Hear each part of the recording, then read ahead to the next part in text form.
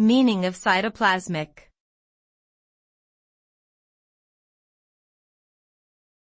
Cytoplasmic.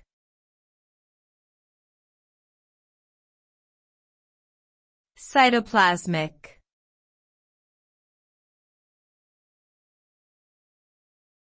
Cytoplasmic.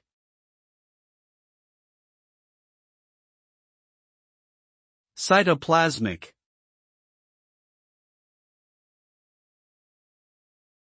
The term cytoplasmic refers to something that is found within the cytoplasm, which is a gel-like substance that fills the cell and surrounds the cell nucleus.